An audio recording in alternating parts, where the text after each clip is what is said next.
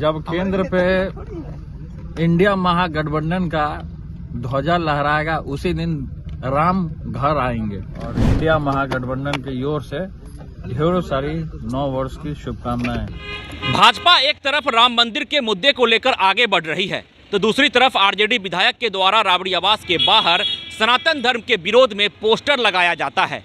एक तरफ देश के प्रधानमंत्री नरेंद्र मोदी यह ऐलान करते हैं कि जिस दिन राम मंदिर का उद्घाटन किया जाएगा उस दिन दीपोत्सव मनाया जाए, तो दूसरी तरफ आरजेडी विधायक के द्वारा सनातन धर्म के अपमान में बातें लिखी जाती है।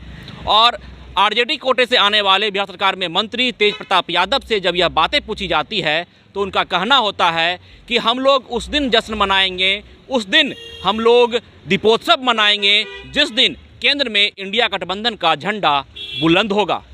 तो निश्चित तौर पर एक तरफ जहां बीजेपी राम मंदिर के मुद्दे को लेकर आगे बढ़ रही है, सनातन के मुद्दे को लेकर आगे बढ़ रही है, तो दूसरी तरफ आरजेडी सनातन का विरोध कर रही है। राबड़ी आवास के बाहर सनातन धर्म के विरोध में पोस्टर लगाया जाता है और आरजेडी कोटे से आने वाले बिहार सरकार में मंत्री तेज प्रताप यादव कहते हैं कि हम लोग राम मंदिर के उद्घाटन के रोज दीपोत्सव नहीं मनाएंगे, उस दिन मनाएंगे जिस दिन केंद्र में इंडिया गठबंधन का झंडा बुलंद होगा।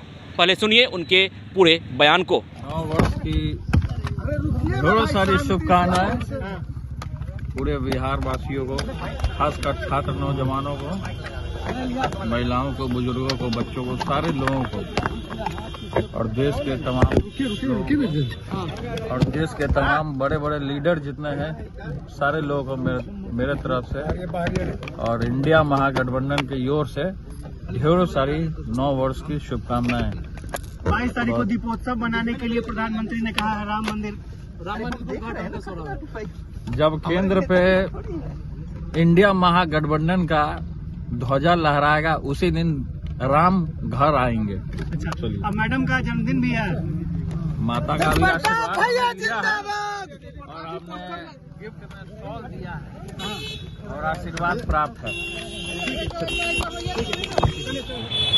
तो निश्चित तौर पर जिस तरह से तेज प्रताप यादव ने अपनी बात रखी है कि केंद्र में इंडिया गठबंधन का झंडा बुलंद होगा तो हम लोग उत्सव मनाएंगे, जश्न मनाएंगे, उस दिन दीपोत्सव मनाया जाएगा।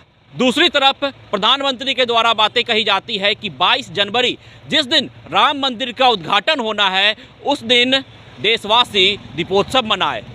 मतलब साफ है कि एक तरफ भाजपा राम मंदिर के मुद्दे को लेकर आगे बढ़ रही है तो दूसरी तरफ आरजेडी सनातन का लगातार अपमान कर रही है। क्योंकि यह देखा जा रहा है कि बिहार सरकार में शिक्षा मंत्री प्रोफेसर चंद्रशेखर जो आरजेडी कोटे से आते हैं वो लगातार हिंदू धर्म और सनातन का अपमान करते हैं। अपने तमाम भाषण के दौरान वो हिंदू धर्म के ऊपर ज्ञान देते हैं, हिंदू देवी देवताओं का अपमान करते हैं। तो अब फतेह बहादुर जो लगातार विवादित बयान के कारण चर्चा में रहते हैं उनके द्वारा एक पोस्टर लगाया जाता है और उस पोस्टर में हिंदू धर्म का, सनातन का अपमान किया जाता है। और यह सवाल जब किया जाता है तेज प्रताप यादव से, जब उनसे सवाल किया जाता है कि प्रधानमंत्री दीपोत्सव बनाने की बात करते हैं तो उनका कहना होता है कि हम लोग दीपोत्सव मनाएंगे, उस दिन मनाएंगे जिस दिन केंद्र में इंडिया गठबंधन का झंडा बुलंद होगा, उस दिन हम लोग जश्न मनाएंगे, उस दिन हम लोग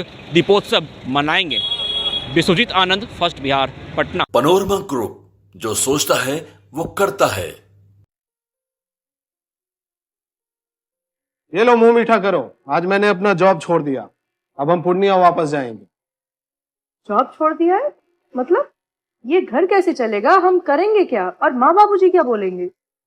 इसलिए मैं एक और मिठाई का डब्बा लाया, अपने बिजनेस के लिए लोन अप्रूव हो गया।